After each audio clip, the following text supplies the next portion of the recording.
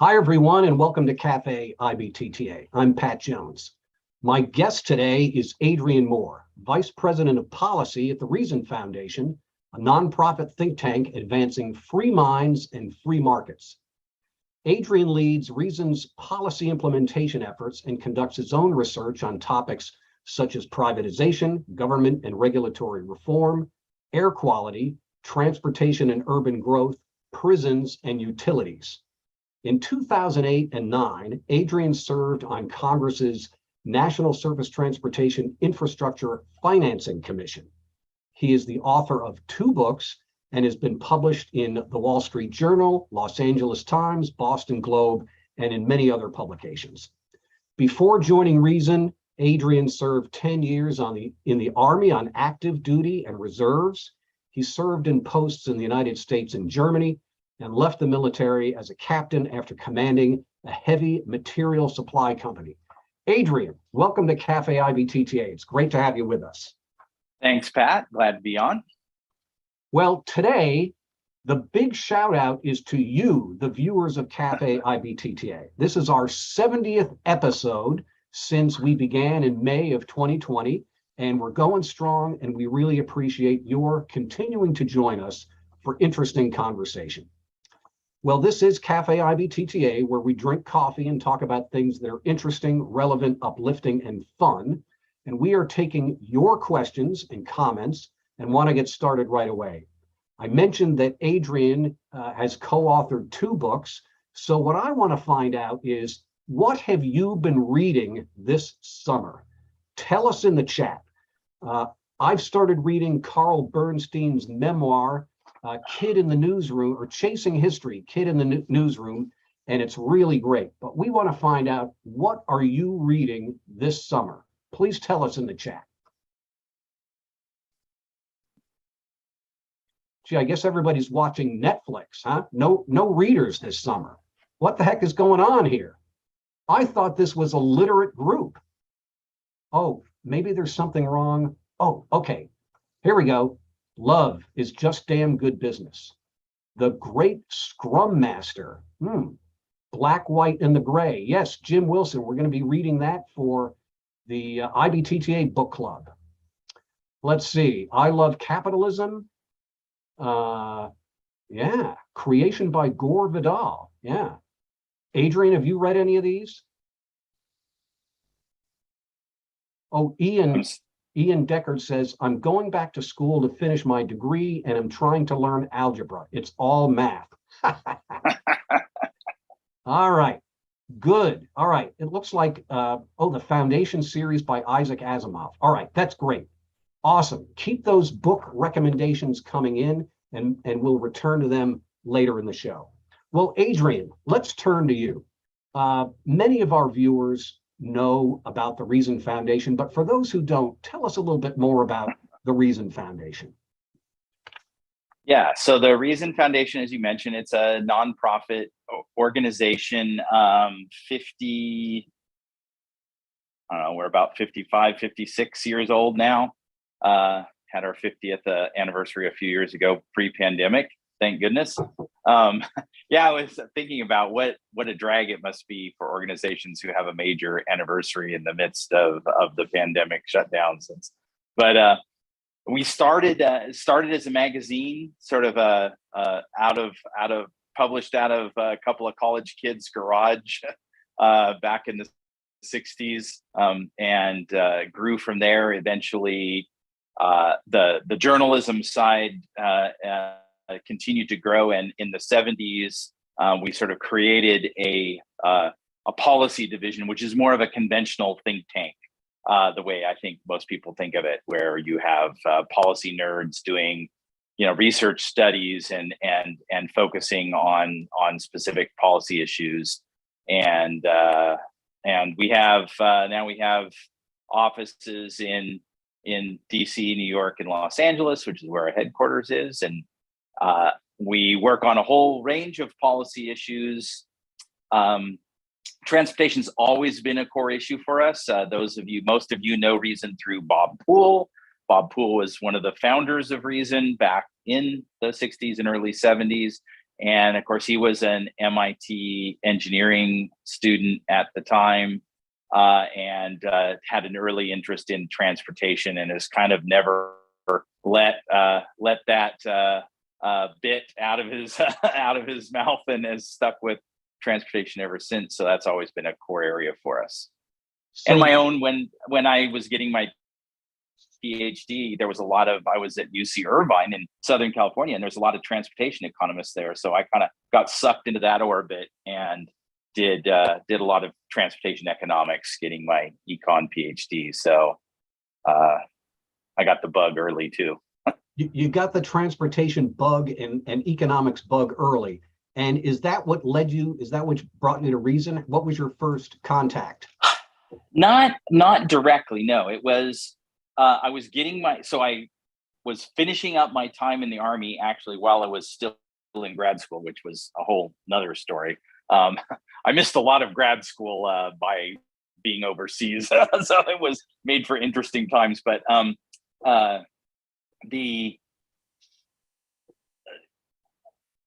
I was getting a PhD in economics, but I didn't really want to be a professor. And I was fascinated by economics, which is why I chose that major.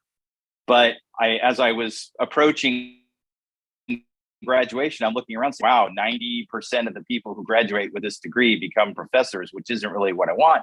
What are my alternatives? Well, there's some corporate economists, right? Some large corporations hire economists to do work. And of course, there's more now that you have the tech industry, which wasn't very big in the mid 90s. And then there was like the world of think tanks and public policy. And I said, oh, well, that's probably what's right for me.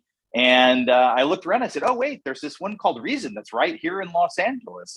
And there was, Bob actually had come and given us a talk at the university. So I went and met him and heard his talk. And I said, oh, yeah, these guys sound great. So they happen to have a job opening for a researcher in privatization right after my dissertation was advanced to candidacy, which was the law and economics of privatization. That was my dissertation. So I applied and got it. So it wasn't really a direct transportation connection, but I immediately got sort of put to work on doing transportation work. I just published a book with Brookings called Curb Rights, Foundation for Free Enterprise in Public Transit, which was sort of a theory book about how competitive transit services could work in major cities and stuff like that. So I built off of that in my early days. Now, Adrian, another one of your passions in the transportation sphere is mileage-based user fees. And you are a board member of the Mileage-Based User Fee Alliance and have been for a number of years. And, you know, probably for the last 10 years, you've been very active and you've been all over Capitol Hill and the country talking about mileage-based user fees.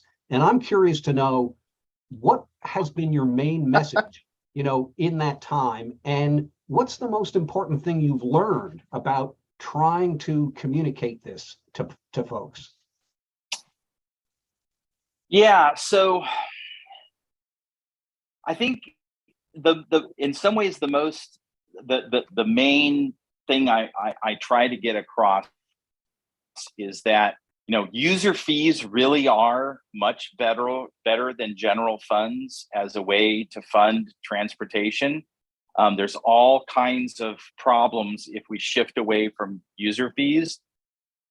And that if we want to continue to have user fees, we need to have a user fee that works as technology changes. And we got a lot of mileage, out of the gas tax. But eventually that is, it's funny, I was doing an interview with a reporter yesterday on California's mandate to end internal combustion vehicle sales in the state 10 years from now. That's close. That's soon. And so, you know, this is an issue. And so it looks, I think, to most people, me included, like MBUF is kind of the likely next best user fee. We are in the early days of exploring that. So embrace the exploration. That's my main message is if you hate the idea, pilot projects are the best way to prove that you're right. If you love the idea, pilot projects are the best way to prove that you're right. If you want to prove your position, whatever that is, do pilot projects so we can actually base our decision on facts, not just what we think theoretically about it. So that, and then the challenge, I think, is I mean, there's a lot of like micro things I can pick out, but I would sort of collapse them all into, this sounds really trite, but change is hard. And we have and this, it's particularly true in this case because we're talking about a change from a really super simple system that is both simple in conception, the fuel tax, and also simple in its administrative structure. Just because of the way the fuel market is structured, it lends itself very well to a fuel tax with a simple administrative apparatus. And there isn't such a simple way to do a mileage fee. So we're going to be shifting from a simple system to a more complex system. And that always creates lots of points of friction. So there's lots of points of friction in this thing is the biggest challenge. Yeah. And so there are lots of pilots going on, and a lot of people are interested in it. And the IIJA, put in it, continuing the pilots and also having a national program or pilot program. What do you see as the logical migration path to universal use of mileage-based user fees? My opinion on that has shifted over the years, just as it's exactly what I was just sort of describing. The more pilots we've done, I think the more informed we've become about, how easy and hard it is to do and how easy and hard it is to scale and expand participation and think about where you go from that. So, I've had my times when I thought a little bit more like Ed Reagan and thought that, the feds just need to do this and let's make something happen and we can always adjust. But now where we're at right now is we have an expanding number of states doing pilots. We also have 3 states that have pulled the trigger in Oregon, Utah, and Virginia, where they are actually implementing mileage-based user fees for a subset of vehicles in the state with the clear stated intention to grow that set over time. So now I'm kind of leaning towards, I think that's how it's going to go. I think there will be broader policy and capability developments in states that as they do pilots, that a national pilot will create information and capability and maybe even policies at the federal level. I don't know that they'll just flat out implement it, but they could do that, but maybe more likely is they will set up the system so that as these things grow at the state level, they can kind of be incorporated into the system, and it will gradually emerge from broadening state practices. And then this is clearly a tipping point situation, right? Like at some point, it's going to make sense for something broader to happen. But again, that could happen. We've had a couple fascinating conversations with now I'm going to completely brain cramp on the name of the organization. There's an interstate compact governing the International Fuel Tax Agreement, IFTA. International Fuel Tax IFTA. Agreement. Thank you. IFTA is the acronym.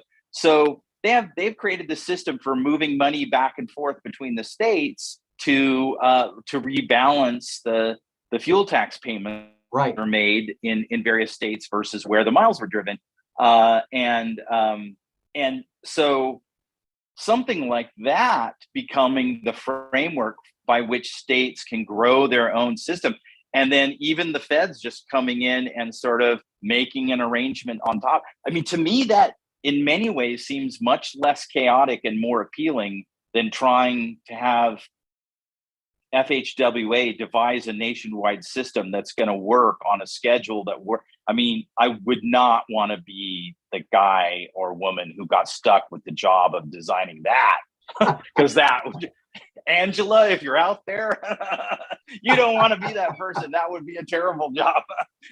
It's almost an unwinnable task, right? So Yeah. this is something that I think is going to be, it's going to be likely be more successful the more evolutionary it is, and the more we embrace like a discovery process of getting there, and the more we try to like say, let's pick a room full of experts and have them design a system.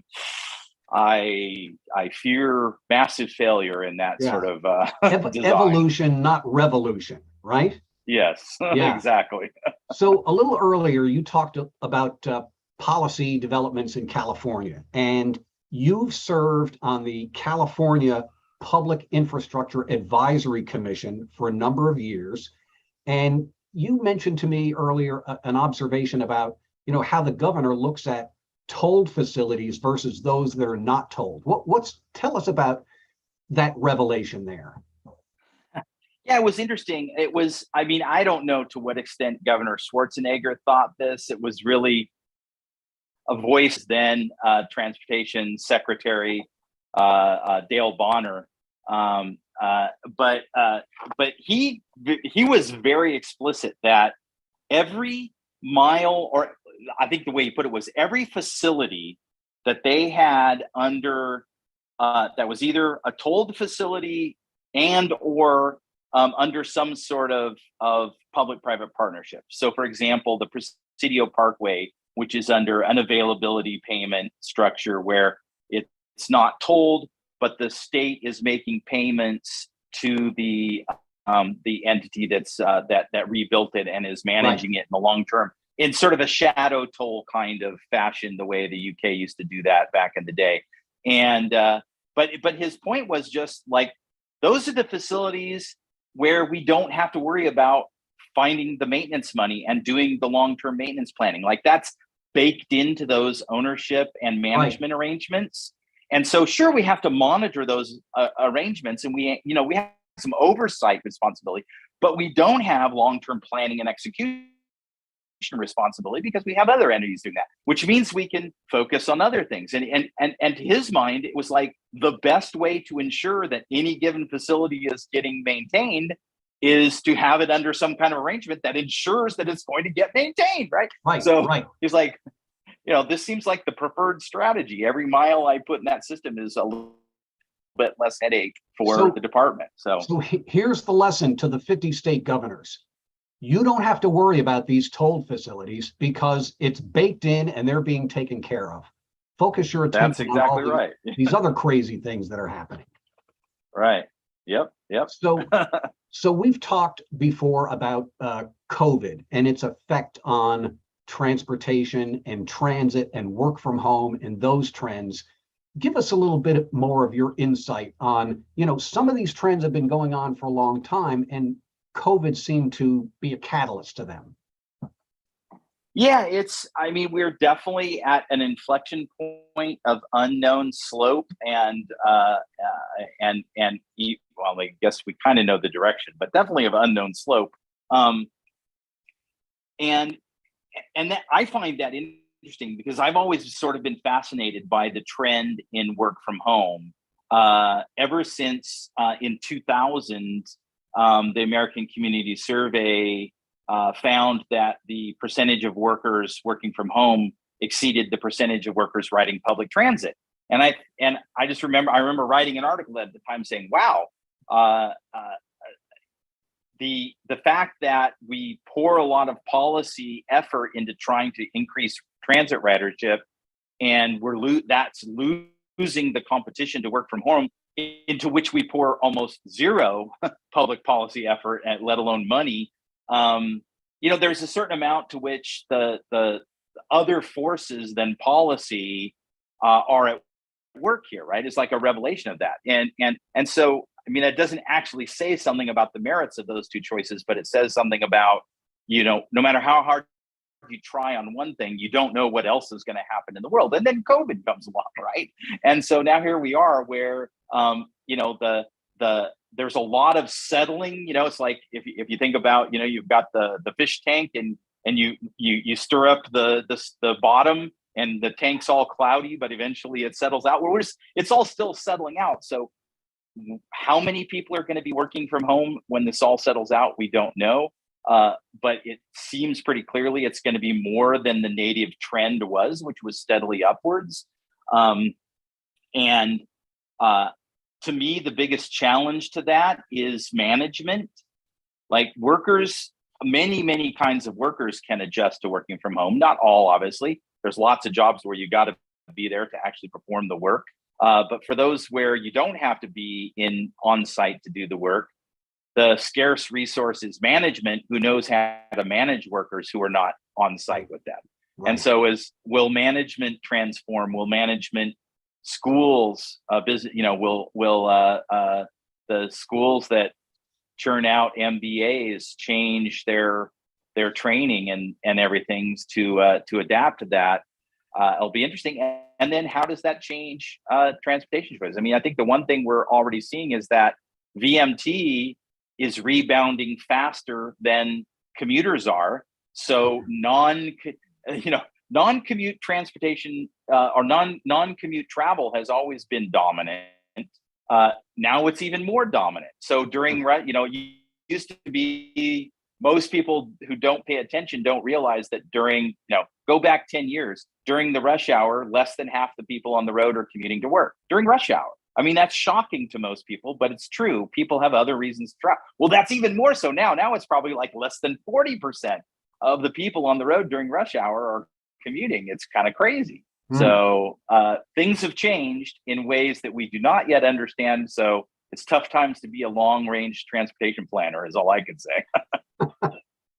This is Café IBTTA. Our guest is Adrian Moore. He's the Vice President for Policy with the Reason Foundation. We're taking your questions. Please put them in the chat to everyone, all panelists and attendees. We'd love to hear your questions. While we're waiting for those questions, Adrian, automated vehicles, big issue in transportation these days. And you've talked about how the emergence and the rise of personal computers started with a lot of chaos and problems and had a shakeout period before we got to something that was manageable and sustainable. And you draw a metaphor between that and automated vehicles. Tease that out a little bit more for us. Yeah, I think that's exactly the case. People, I mean, there's a lot of hype around automated vehicles, which makes the conversation a little bit more interesting because sorting out the wheat from the chaff in all of the information. But I think one thing that people lose sight of is that major technology changes always go through these rough patches. That's why, I mean, everybody knows the term early adopter, but I don't think people really think about what that means. That means there's people who are willing to take risks that the rest of us aren't willing to do. So crypto is a perfect example. The reason there's a crypto market is because there's a bunch of people who are early adopters, who are out there doing crypto because they're perfectly willing to take those risks. I'm just like, it seems like a hobby, and I would have to devote more time than I'm willing to understand and make smart choices in crypto. So I'm just going to wait. I'll wait until it's as easy as Zoom, I hope. Or whatever, I don't know, because that's not the one I want to invest in versus like smartphones. The second I could buy a smartphone, I bought a smartphone, and it was a piece of junk, but I was so excited to get a smartphone that, that I wanted to be in early. And it's the same with automated vehicles. So there's this messy process. The other thing that I think is interesting is thinking about automated vehicles in the context of the trade-off between, for all of us, mobility is a huge benefit. The ability to go places and get across town is massive. I mean, that defines who we date, who our friends are. What cultural entertainment, recreation we consume. So it shapes our very personal lives. It shapes our work lives. If you got a household with kids that go to schools and activities and a working mom and dad, you have this complex set of transportation patterns and needs that you have to try to meet. And the fact is travel time is mostly a cost. Like, we travel in order to reap the benefits of mobility, not because the travel itself is a benefit. The interesting thing to me about automated vehicles is it transforms that.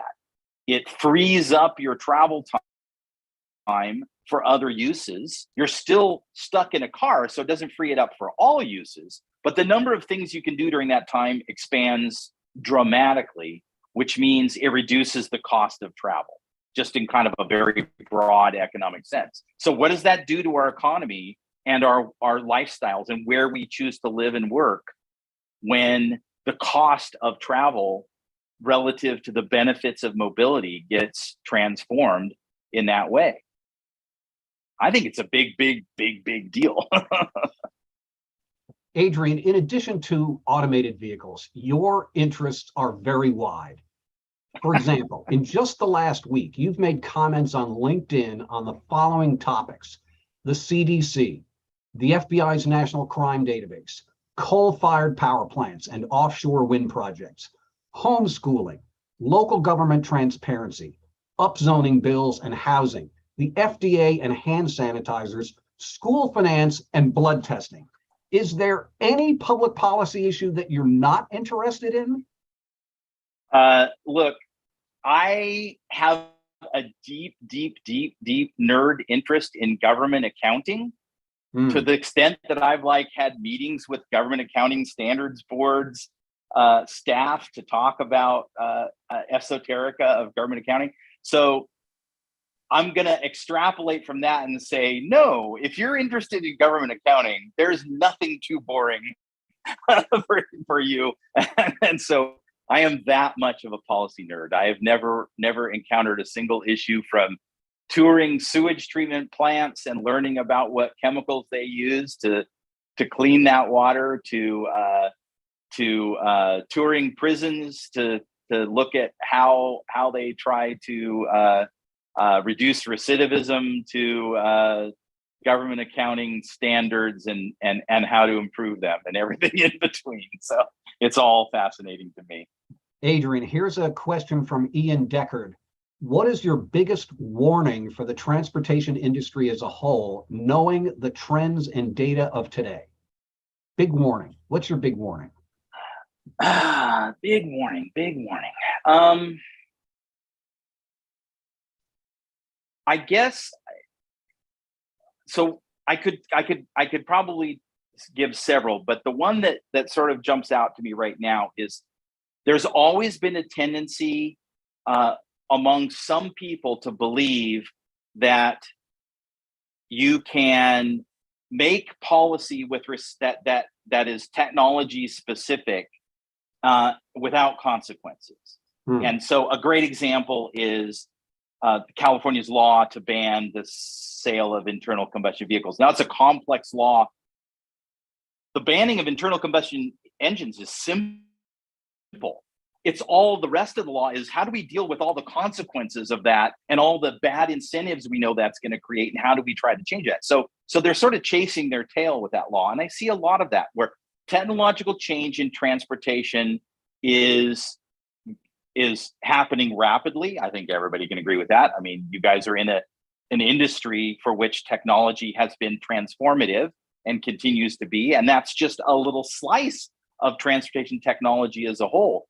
And so I think the sort of what I call technocrats, the people who believe that they can just say, well, this is a technology and we can make policy based on it, and it will work, even though they almost always are wrong because the technology transforms around their policy, is not going to go away. So never lose sight of the fact that however sure you are about what the right policy for the current technology is, it will change before you are ready for it. And adopt a more flexible approach is my advice to everyone, from the president on down. It reminds me of a saying that Stephen Covey has. He's the guy who wrote The 7 Habits of Highly Effective People. He said, remember that when you pick up one end of the stick, you're also picking up the other end of the stick. And the other end is where all the unintended consequences are, right? That's a great one. Yeah, I like that. Adrian, I'm going to make a couple of announcements, and then I'm going to come back to you for some final words of wisdom. So don't forget to complete the survey at the end of Café IBTTA. We love to get your views on future topics. So September 16th is the IBTTA Board of Directors meeting in Austin, Texas. September 17th through 20, join us for the IBTTA annual meeting in Austin. Then, we talked about books before. September 29th, the IBTTA Book Club is reading Black, White, and Gray, written by Mashama Bailey and John O. Morisano. It looks at the interracial partnership between two restaurants and serves as a testimony to the depth of work America must undertake if there will ever be racial equity.